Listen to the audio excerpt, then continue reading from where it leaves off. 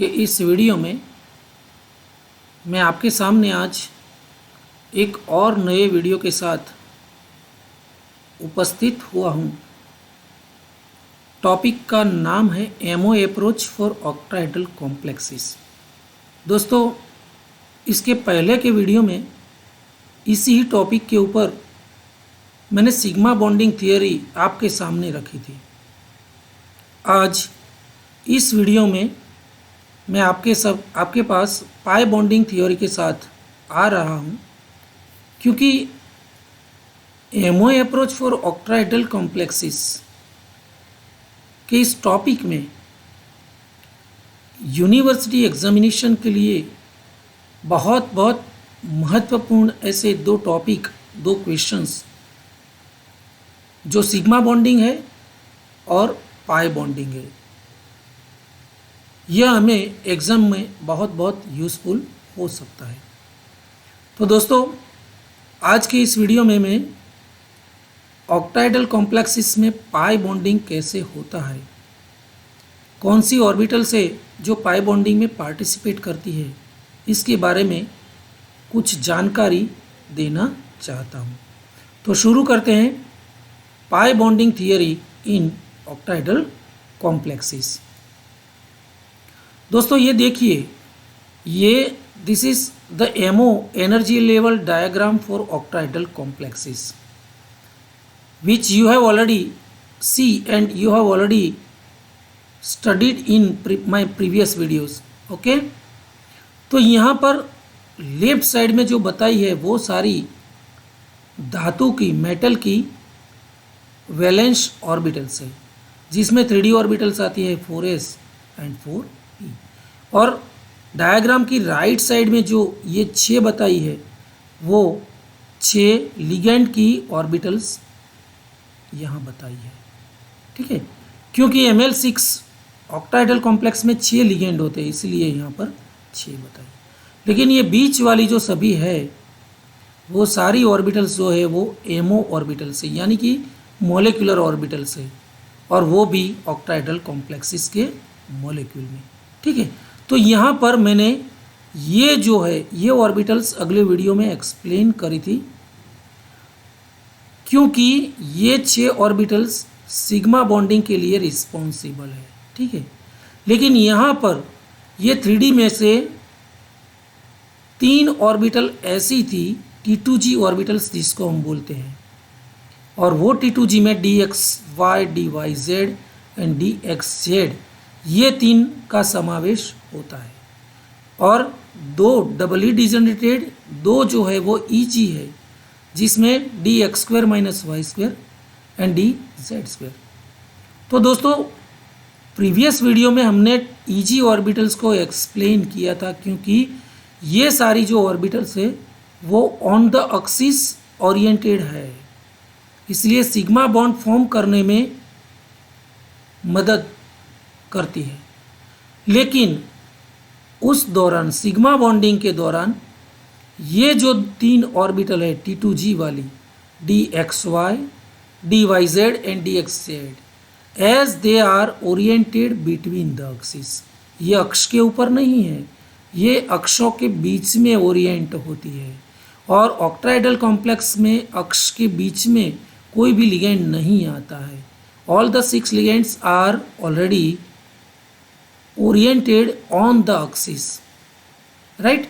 तो ये T2 और T2G ऑर्बिटल्स यहाँ पर नॉन बॉन्डिंग ऑर्बिटल के रूप में यहाँ पर बताई गई है। दोस्तों, अब ये नॉन बॉन्डिंग T2G ऑर्बिटल्स है, वो ऑर्बिटल्स हमें सिग्मा बॉन्डिंग में कुछ हेल्प नहीं कर सकती थी, लेकिन पाई बॉन्डिंग उसी ही कॉम्प्लेक्स में सिग्मा के साथ जितने पाई बॉन्ड फॉर्म हुए हैं उसमें ये T2G ऑर्बिटल ओनली ऐसी है जो पार्टिसिपेट कर सकती है। तो वहाँ पर ये EG ऑर्बिटल नॉन बॉन्डिंग बन जाती है, उसकी एनर्जी में कोई बदलाव नहीं आता है। तो ये T2G ऑर्बिटल्स अक्षों के बीच में जो ओरिएंटेड है, वो अक्षों के बीच में पाई बॉन्ड बनाने के लिए बिल्कुल फुलफिल है और सूटेबल है। तो ये T2G ऑर्बिटल्स अक्षों के बीच में यहाँ देखिए ये मेटल आयन है, तो ये T2G for example DXY orbital यहाँ पर मैंने बताई है। ये तीन में से एक ऑर्बिटल मैंने DXY यहाँ पर बताई है। ये DXY यानी कि x अक्ष के ऊपर और y अक्ष के ऊपर उसका ये जो आच्छादन हुआ है ये बताया गया है। और यहाँ पर for example CO carbon monoxide as ligand है, तो कार्बन एटम अगर इलेक्ट्रॉन डोनर है तो उसकी ये p ऑर्बिटल यहाँ पर बताई गई है। देखिए ये p ऑर्बिटल्स, जिसमें से जो p ऑर्बिटल की सिमेट्री जो है वो DXY ऑर्बिटल की सिमेट्री या फिर ये तीन ऑर्बिटल की सिमेट्री से मिलती जुलती है, तो वो एक दूसरे के सामने आके ओवरलैपिंग कर सकती है। यानी कि ये EG ऑर्बिटल्स जो है वो अक्ष के ऊपर होने के नाते ये लिगेंड जो लिगेंड की हैसियत से सिंगल इलेक्ट्रॉन पैर डोनेट करता है वो सारे अक्ष के ऊपर EG ऑर्बिटल्स में जाते हैं। लेकिन दोस्तों मेटल आयन, हर एक मेटल आयन इलेक्ट्रोपॉजिटिविटी का गुणधर्म, all the metals are electropositive. So metal ion का एक अच्छा गुणधर्म है कि लिगेंड की ओर से इलेक्ट्रॉन पैर का जो डोनेशन होता है वो EG ऑर्बिटल में एक्सेप्ट कर लेता है। लेकिन वही मेटल आयन के पास कुछ ऐसी ऑर्बिटल्स है T2G जैसी कि जिसमें इलेक्ट्रॉन होते हुए भी वो सिग्मा बॉन्ड नहीं फॉर्म कर सकती है। तो ऐसे जो अनयूज्ड इलेक्ट्रॉन होते हैं T2G ऑर्बिटल में, वो यहाँ मेटल आयन को लिगेंड को ए बैक डोनेट करता है। कौन? Metal ion. यानी कि ligand to metal electron pair donate होता है, वो सिग्मा बॉन्ड है। और मेटल अनपेयर्ड इलेक्ट्रॉन उसके पास जितने होते हैं T2G ऑर्बिटल में, वो लिगेंड की बिल्कुल वैकेंट खाली पाई स्टार ऑर्बिटल्स जो उसके पास होती है उसमें बैक डोनेट करता है। तो यहाँ पर पाई बॉन्ड यहाँ एक्सिस है, अक्ष के ऊपर और नीचे, यानी कि परपेंडिकुलर टू द अक्ष, यहाँ पर पाई बॉन्ड फॉर्म करता है। तो ये पाई बॉन्ड जो फॉर्म होता है वो वीक होता है।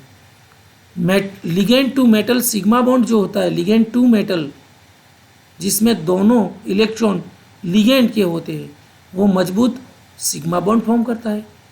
और मेटल जब अपनी T2G ऑर्बिटल से ये लिगेंड की खाली पाई स्टार कक्षक में बैक डोनेट करता है, वो पुअर या वीक पाई बॉन्ड फॉर्म करता है। यानी कि यहाँ पर कॉम्प्लेक्स कंपाउंड में सिग्मा और पाई दोनों बॉन्ड्स की हाजिरी यहाँ पर पाई जाती है।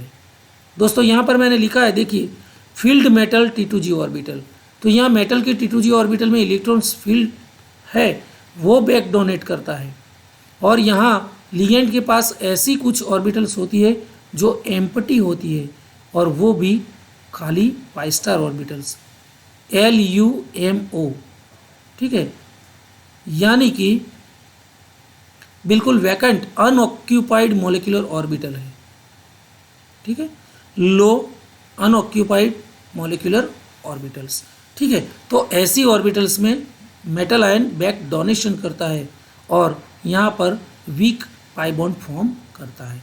तो दोस्तों इसी हिसाब से ये T2G orbital is responsible to form this pi bond in complex compound. अब हम थोड़ा आगे बढ़ के देखते हैं दोस्तों। तो अब परिस्थिति ये होती है कि T2G और EG ऑर्बिटल, ठीक है, यहाँ पर देखिए आप T2G और EG ऑर्बिटल्स का ये जो क्रिस्टल फील्ड और D ऑर्बिटल का जो स्प्लिटिंग है, इसकी वजह से डेल्टा, है ना, क्रिस्टल फील्ड स्टेबिलाइजेशन पैरामीटर जो है ये डेल्टा, वो यहाँ पर बताया गया है। तो ये मेटल आयन में इस तरह है, एमओ एनर्जी लेवल डायग्राम में ये नॉन बॉन्डिंग ऑर्बिटल थी और उसके ऊपर ईजी स्टार थे, इसमें इलेक्ट्रॉन थे और इसमें नहीं थे। ठीक है, अब देखिए क्या होता है। अगर स्ट्रॉन्ग लिगेंड होता है, जो लिगेंड स्ट्रॉन्ग होता है, तो T2G का फर्दर मोर जो स्प्लिट होता है, स्प्लिटिंग होता है T2G ऑर्बिटल, क्योंकि ये पाई बॉन्डिंग थियरी है। तो अब मेटल आयन लिगेंड के साथ सिग्मा के साथ साथ पाई बॉन्ड फॉर्म करने के लिए आगे बढ़ता है। तो यहाँ T2G ऑर्बिटल्स पाई बॉन्डिंग के लिए रिस्पॉन्सिबल है।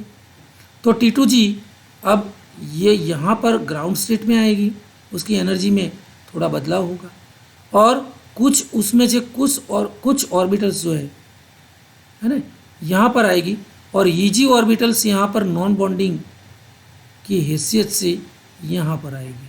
ठीक है, अब देखिए ये डेल्टा का जो डिफरेंस हुआ ये दोनों का, T2G और EG का, ये थोड़ा बढ़ गया क्योंकि EG वहाँ की वहीं पर है और T2G becomes lower in energy.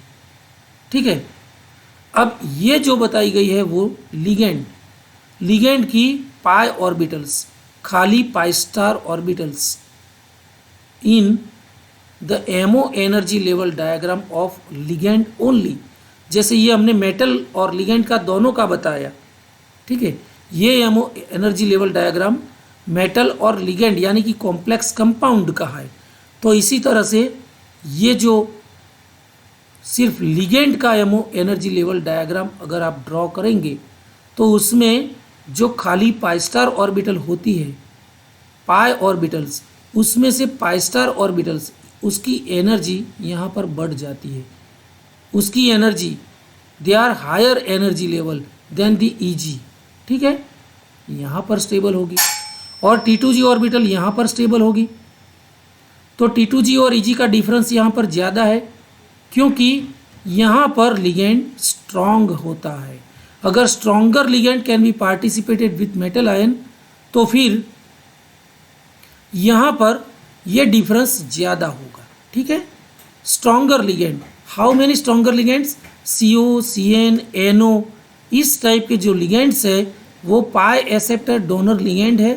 तो ये लिगेंड्स स्ट्रॉन्गर लिगेंड है और स्ट्रॉन्गर लिगेंड होगा तो यहाँ पर डेल्टा की वैल्यू ज़्यादा मिलेगी। और यहाँ पुअर लिगेंड होगा, F- Cl- H2O जैसे लिगेंड होंगे तो यहाँ पर देखिए डेल्टा का वैल्यू थोड़ा कम हो गया।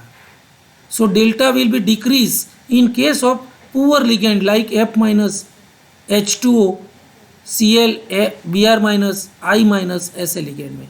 ठीक है, तो उसी हिसाब से यहाँ पर पुअर वीकर लिगेंड जो होते हैं वो इस हिसाब से पाई बॉन्डिंग में हिस्सा लेंगे और अगर स्ट्रॉन्गर लिगेंड है Cn- जैसा तो उस हिसाब से यहाँ पर पाई बॉन्डिंग में हिस्सा लेंगे।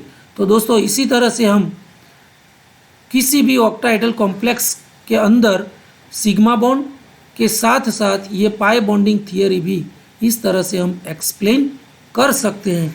दोस्तों अगर ये इन्फॉर्मेशन अच्छी लगी हो तो आप ये मेरा वीडियो ज़रूर लाइक कीजिए, अपने अलग अलग ग्रुप में शेयर कीजिए और मेरी चैनल को सब्सक्राइब भी कर लीजिए ताकि आप एग्ज़ामिनेशन में बहुत कुछ अच्छा कर सको। ठीक है, थैंक यू अगेन।